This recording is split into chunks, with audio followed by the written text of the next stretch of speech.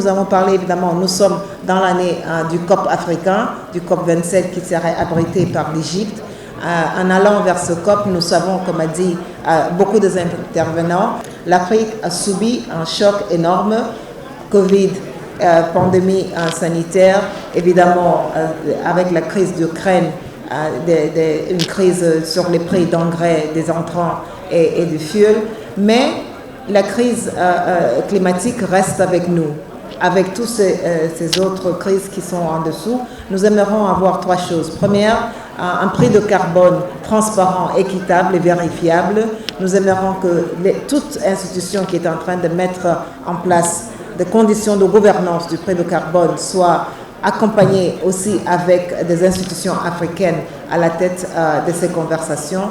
Deuxième chose, nous avons ce que nous appelons le loss and damage, ça veut dire ce que l'Afrique subit en temps de perte à cause du changement climatique. Il faudrait que nous avons une formulation et une solution pour répondre aux demandes des Africains qui en subissent. Et finalement, encore sur la question de changement climatique, un plaidoyer, en fait, une demande que l'Afrique fait, c'est cette demande d'utiliser le gaz comme énergie de transition. Nous savons aujourd'hui qu'à peu près 20 pays sur le continent, y compris évidemment le Sénégal, deviendront des pays qui vont produire du gaz. Nous savons que le prix et le coût du gaz deviendraient abordables si nous ne pouvons pas parler d'une transformation de nos économies sans passer par l'industrialisation. L'industrialisation implique nécessairement une diminution du coût de production.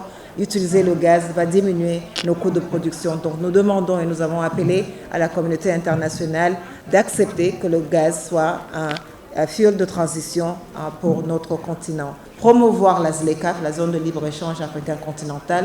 Je crois que nous avons en parlé beaucoup, encore une fois de plus. C'est un peu le plan Marshall de l'Afrique.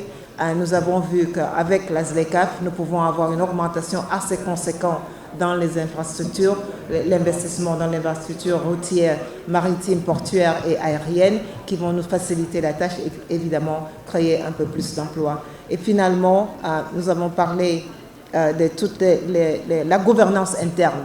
D'abord, la mobilisation de ressources domestiques intérieures du continent. Nous savons qu'aujourd'hui, le taux de fiscalité, la pression fiscale africaine est largement en dessous de la moyenne. Il va falloir que nous fassions un peu plus d'efforts. D'abord en commençant par augmenter et améliorer l'efficience de la collecte, augmenter la gouvernance de la collecte, mais évidemment aussi avoir un peu où est-ce que nous pouvons avoir d'autres leviers fiscaux.